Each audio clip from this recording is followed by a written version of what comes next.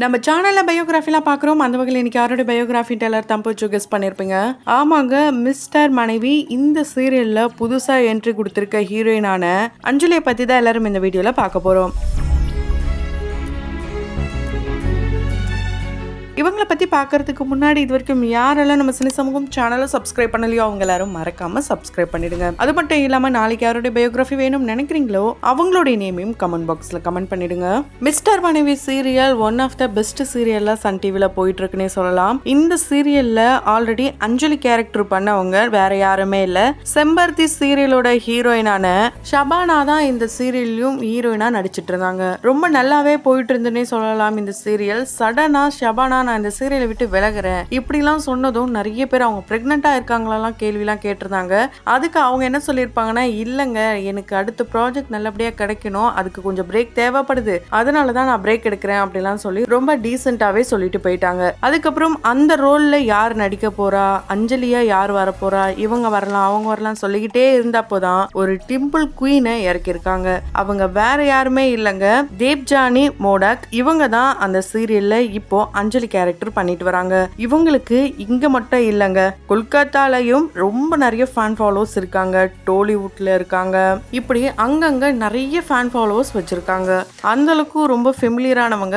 Already 2 serial தமிழ்லயும் பண்ணிருக்காங்க. அது எந்த சீரியல்ன்ட்டு தொடர்ந்து இந்த வீடியோல பார்க்கலாம். அதுக்கு முன்னாடி இந்த 2 சீரியல்ல நான் ஆல்ரெடி இவங்களை பார்த்திருக்கேன் அப்படின்ட்டு எந்த சீரியலோட நேம் நீங்க நினைக்கிறீங்களோ அதை கமெண்ட் பாக்ஸ்ல கமெண்ட் பண்ணுங்க. தேவ்ஜானி பாத்தீங்கன்னா பக்காவான ஒரு கொல்கத்தா பொண்ணுங்க. இவங்களை செல்லமா கின்னி அப்படின்னு கூப்பிடுவாங்க. இவங்களுடைய அப்பா அபுதாபா, இவர் பாத்தீங்கன்னா ஒரு பிசினஸ் மேனா இருக்காரு. இவங்களுடைய அம்மா மீதா ஹவுஸ் ஒய்ஃபா இருக்காங்க. இவங்களுக்கு நந்தினி அப்படின்ற ஒரு சிஸ்டரும் இருக்காங்க. சென்ட் ஜான் ஸ்கூல்ல தான் இவங்க அவங்களுடைய ஸ்கூலிங்க கம்ப்ளீட் பண்ணிருக்காங்க. அது ஒரு போர்டிங் ஸ்கூல் அப்படின்றதுனால இவங்களுக்கு நேபாளி கூட ரொம்ப நல்லாவே தெரியுமா. ஸ்கூல்ல ஃபர்ஸ்ட் லாங்குவேஜா இங்கிலீஷ் ஹிந்தி தான் இருந்திருக்கு. இவங்க வெஸ்ட் பெங்கால்ல பிறந்ததுனால பெங்காலியும் ரொம்ப நல்லா பேசுவாங்களாம். அது எல்லாம தமிழ் சீரியல் நடிச்சதுனால தமிழ், அதுக்கப்புறம் தெலுங்கு சீரியல் நடிச்சதுனால தெலுங்கு, இப்படி பல மொழிகள் இவங்களுக்கு ரொம்ப நல்லாவே தெரியும். ரொம்ப நல்லாவே படிக்கிற பொண்ணாங்க. இவங்களுக்கு டான்ஸ் ரொம்ப நல்லாவே வரும். அது மூலமா தான் இவங்களுக்கு ரொம்பவே சீக்கிரமா வாய்ப்பு வந்துடுச்சுன்னே சொல்லலாம். அந்த வகையில ஃபர்ஸ்ட் இவங்க வெள்ளித்திரையில தான் அவங்களுடைய கெரியரை ஸ்டார்ட் பண்ணியிருக்காங்க. 11th படிக்கும் போதே இவங்களுக்கு சினிமா வாய்ப்பு வந்ததுனால 2013 நாக் அவுட் அப்படின்ற படம் மூலமா பெங்காலில வெள்ளித்திரையில இவங்க அறிமுகமாயிருக்காங்க. அதை தொடர்ந்து 2014 டோல் ஃப்ரீ நம்பர் 143 அப்படின்ற படமும் நடிச்சிருக்காங்க. இது போல படங்கள்ல இவங்க நடிச்சுட்டே இருக்கும் போது அந்த அளவுக்கு பெருசா பேசப்படல அப்படின்னு சொல்றதுதான் உண்மை. ஏன்னா இவங்க 2-3 படங்கள் அங்க பெங்காலிலேயே நடிச்சுட்டே இருக்கும் போது சீரியல் வாய்ப்பு வருது 2015. அதுவும் பெங்காலி மொழியிலே வருது. அந்த வகையில அம்புஜன் அப்படின்ற சீரியல் மூலமா இவங்க இண்டஸ்ட்ரியில அறிமுகமாகறாங்க சின்ன திரையில. அதை தொடர்ந்து இவங்களுக்கு நிறைய சீரியல் வாய்ப்புகள் பெங்காலிலே கிடைக்குது. அங்க நல்லா ஃபேமஸ் ஆகுறாங்க. அப்படி ஃபேமஸ் ஆகும் போது தான் இவங்க ரொம்ப யங் ஏஜ்ல இண்டஸ்ட்ரிக்கு வந்ததுனால அம்மா ரோல்லாம் கூட இவங்க பண்ணிருக்காங்க. இந்த ரோல் வேண்டாம் அந்த ரோல் வேணும் இப்படி எதுவுமே சொல்ல மாட்டாங்களாம். கொடுக்குற ரோலை நல்லபடியா பண்ணணும், அது மட்டும் தான் இவங்களோட எய்மா இருந்திருக்கு. இப்படி பண்ணிக்கிட்டே இருக்கும் போதுதான் இவங்களுடைய பேரும் புகழும் இண்டஸ்ட்ரி ஃபுல்லாவே பரவ ஆரம்பிக்குது. அப்படி இவங்களுக்கு கிடைச்ச வாய்ப்பு தான் தமிழ் இண்டஸ்ட்ரியில கிடைச்சதுன்னே சொல்லலாம். அந்த வகையில ஃபர்ஸ்ட் தமிழ்ல இவங்க ராசாத்தி அப்படின்ற சீரியல்ல நடிக்கிற வாய்ப்பு கிடைச்சிருக்கு. அந்த சீரியல்ல ஆல்ரெடி நம்ம எல்லாருக்கும் ரொம்பவே பிடிச்ச பாவனி ரெட்டியும் நடிச்சிருப்பாங்க. அவங்க தான் ராசாத்தியா நடிச்சு கலக்கிருப்பாங்க. அவங்களுக்கு அப்புறம் தான் இவங்க ரீப்ளேஸ்மெண்ட் ஆயிருப்பாங்க. அதுவும் எப்படி இவங்களை எப்படி நம்ம ஏத்துக்கிறது அப்படிலாம் ஆரம்பத்துல சொல்லியிருந்தாலும் இவங்களுடைய நடிப்பு மூலமா வந்த நெகட்டிவ் கமெண்ட்ஸ் எல்லாமே பாசிட்டிவ் கமெண்ட்ஸா மாறிடுச்சு. இந்த சீரியல்ல தேவயானி அவர்கள், செந்தில் அவர்கள், விசித்ரா, இது போல ஒரு நட்சத்திர பட்டாளமே சேர்ந்து நடிச்சிருப்பாங்க. இது ஒரு நல்ல எக்ஸ்பீரியன்ஸ்னே சொல்லலாம். இவங்களுக்கு மொழியே தெரியாம இண்டஸ்ட்ரிக்கு வந்து செமையா கலக்கிருப்பாங்க. அதை தொடர்ந்து இவங்க ஆல் ஓவரா ரொம்பவே ஃபேமஸ் ஆக இன்னொரு சீரியல் ரொம்ப முக்கிய காரணம். டிவோஷனல் சீரியலான ஓம் நம சிவாயா. இந்த சீரியல்ல இவங்க ஒரு முக்கியமான கதாபாத்திரம் பண்ணிருக்காங்க. 2018 தான் இந்த சீரியல் ஒளிபரப்பாச்சு. தேவி சரஸ்வதியா இவங்க அந்த சீரியல்ல நடிச்சிருப்பாங்க. பாக்குறதுக்கு அப்படியே சரஸ்வதி தேவி மாதிரியே இருப்பாங்க. அந்த அளவுக்கு ரொம்ப எலகண்டான ஒரு ட்ரெஸ்ஸிங் சென்ஸா இருக்கட்டும் ரொம்ப அழகாவே நடிச்சிருப்பாங்க. நடிச்சாங்கன்னு சொல்றதை விட வாழ்ந்தாங்கன்னு தான் சொல்ல முடியும். அதே மாதிரி இவங்களுடைய ஸ்கின் கேர் ரொட்டீன் அப்படின்னா இவங்களுக்கு மேக்கப் போடவே பிடிக்காதாம். சீரியலுக்காக அந்த ரோலுக்காக டைரக்டர் அண்ட் ப்ரொடியூசர்ஸ் என்ன சொல்றாங்களோ அந்த மாதிரியான காஸ்டியூம்ஸ் தான் இவங்க யூஸ் பண்றாங்களாம். அந்த மாதிரியான ப்ராடக்ட் மேக்கப் இதெல்லாம் தான் அவங்க போடுறாங்களாம். இந்த ஆஃப் ஸ்கிரீன் வந்துட்டாங்க, அந்த ஷூட் முடிஞ்சது அப்படின்னா எந்த ஒரு மேக்கப்பும் மூஞ்சில இருக்காதாங்க, எல்லாத்தையுமே கிளியர் பண்ணிடுவாங்களாம். இவங்க அவுட்டிங் போறதா இருக்கட்டும், எங்க போனாலுமே வித்தவுட் மேக்கப்ல தான் போவாங்க. அது மட்டும் இல்லாம இவங்களுடைய பியூட்டிக்கு இன்னொரு சீக்ரெட் யாருன்னு பாத்தீங்கன்னா இவங்களுடைய அம்மா தான் காரணமா இருந்திருக்காங்க.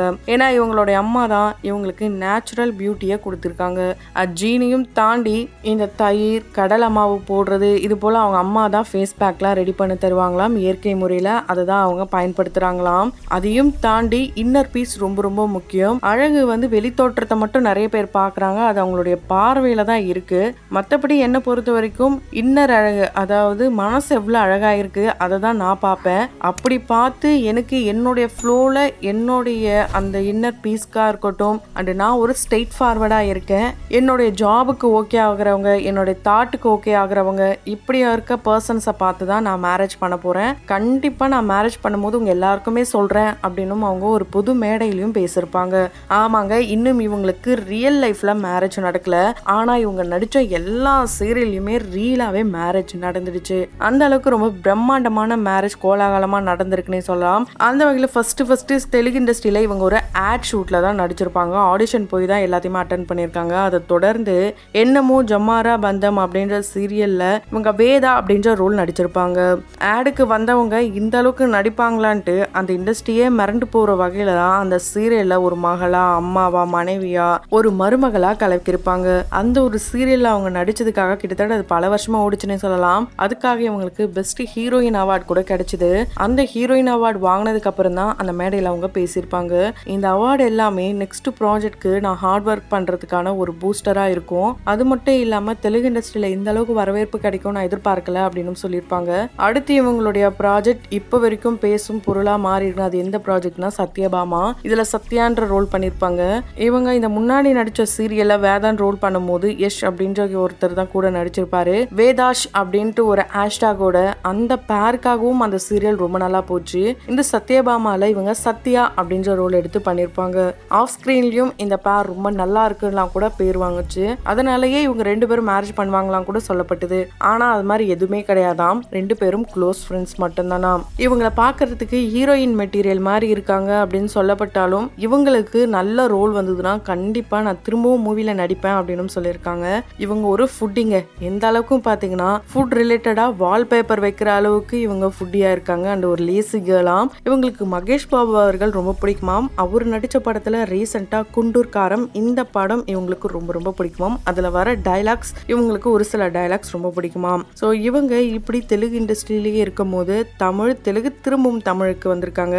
அதுவும் வானத்தை போல அப்படின்ட்டு ஒரு பாசமலர் சீரியல்ல இவங்க தாசில்தார் சந்தியாவா நடிச்சிருப்பாங்க. சின்ராஸ் கூட பேர் பண்ற மாதிரியான சீக்வன்ஸ்லாம் வந்திருக்கும். ஆனா இப்ப கதை வேற மாதிரி போயிட்டு இருக்கு, எல்லாருமே மாறிட்டாங்க. அதே மாதிரி நம்ம நிறைய பேர் நினைப்போம் இவங்களுக்கு டைலாக்ஸ்லாம் எப்படி அப்படின்ட்டு. இவங்களுக்கு சொல்லி கொடுத்தாங்கன்னா கண்டிப்பா சீக்கிரமா புரிஞ்சுப்பாங்களாம். அதை அப்படியே சொல்லுவாங்களாம். தப்போ சரியோ சத்தமா எதனாலும் பேசணும் அப்படின்ட்டு அவங்க டைரக்டர் சொல்லி கொடுத்ததுனால அதை ரொம்ப நல்லாவே இப்போ வரைக்கும் ஃபாலோ பண்ணிட்டு வராங்க. ஸோ மிஸ்டர் மனைவி நியூ அஞ்சலி பத்தி நீங்க என்ன நினைக்கிறீங்க? உங்களோட கருத்துக்களை கமெண்ட் பாக்ஸ்ல கமெண்ட் பண்ணுங்க. அண்ட் இவங்க சிரிக்கும் போது இவங்க கண்ணத்துல விழுற குழியை பார்க்கும் போது இப்ப சிறகடிக்க ஆசை சீரியல்ல நடிக்கிற மீனா மாதிரி இருக்காங்கன்னு நிறைய பேர் சொல்லிட்டு வராங்க. அதையும் கமெண்ட் பாக்ஸ்ல கமெண்ட் பண்ணுங்க. தொடர்ந்து பயோகிராஃபிலாம் பார்த்து என்ஜாய் பண்ணணும்னு நினைச்சீங்கன்னா உடனே நம்ம சினி சமூகம் சேனலை சப்ஸ்கிரைப் பண்ணிட்டு பக்கத்துல இருக்க பெல் ஐகானையும் மறக்காம பிரஸ் பண்ணிடுங்க.